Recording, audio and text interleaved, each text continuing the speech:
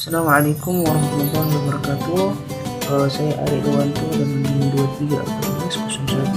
2314010239. Di sini kita akan membahas yaitu tentang tafsiran Quran surah Yusuf ayat 23 sampai 29. Yang pertama saya akan membacakan terlebih dahulu. A'udzu billahi minasyaitonir rajim. Bismillahirrahmanirrahim. وراودته التي هو في بيتها عن نفسه وغلقت الأبواب وقالت حيت لك قال معاذ الله إنه ربي أحسن مثواي إنه لا يفلح الظالمون ولقد حملت به وهم بها لولا أن رأى برهان ربي كذلك لنصرف عنه السوء والفحشاء إنه من عبادنا المخلصين واستبق الباب وقدت قميصه من دبر وألف يا سيدها لدى الباب قالت ما جزاء من أراد بأهلك سوءا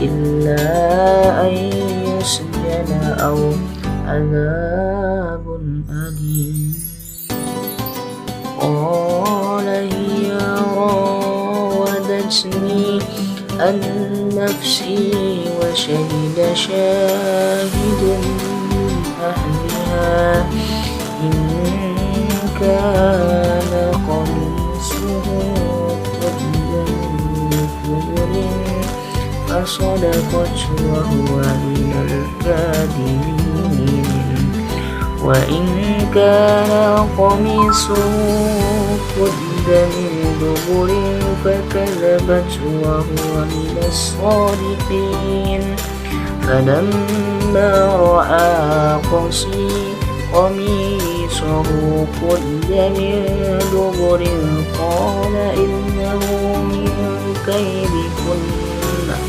إن كيدكن عظيم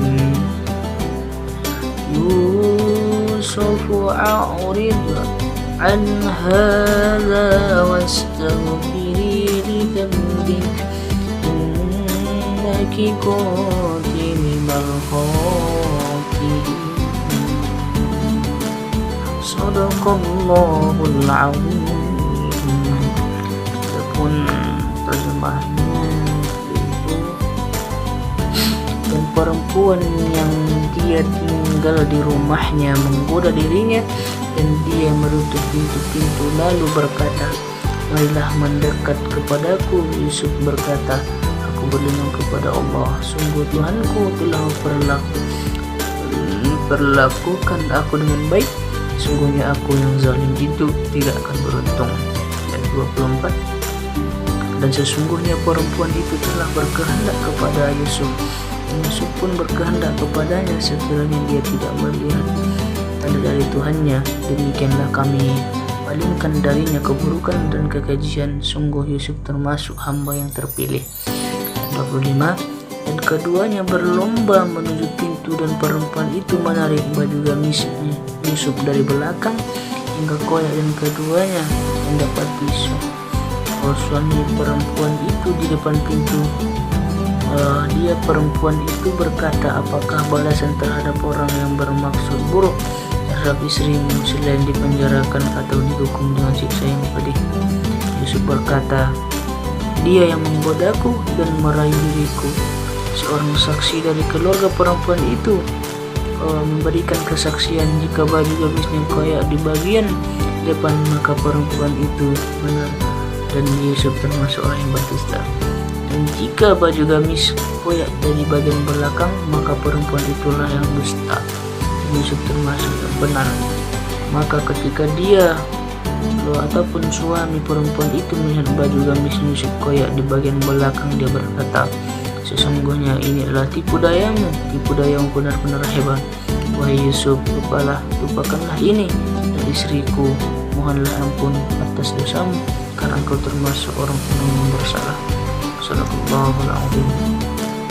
Oke, baiklah. Jadi adapun tafsiran dari ayat ini, diceritakan bahwasanya Nabi Yusuf alaihissalam diajak oleh ibunya untuk melakukan perzinahan, dan lalu beliau menolaknya karena iman tidak ada beliau dan karena takut kepada Allah Subhanahu wa Ta'ala. Jadi dalam dunia pendidikan, seorang siswa juga harus menerapkan hal yang demikian, harus takut kepada Allah Subhanahu wa Ta'ala dan harus memiliki kekuatan iman yang kuat supaya terhindar dari hal-hal yang negatif tersebut. Lalu kemudian kita di dalam dunia pendidikan harus memiliki sifat jujur dan tenang, seperti halnya yang dilakukan oleh Nabi Yusuf alaihissalam ketika membela dirinya. Dia tenang dan jujur mengatakan apa adanya dan tidak menambah-nambah sesuatu yang memang itu dia tidak kerjakan. Dan perlu juga kita harus memiliki komunikasi yang baik terhadap sesuatu permasalahan yang kita miliki.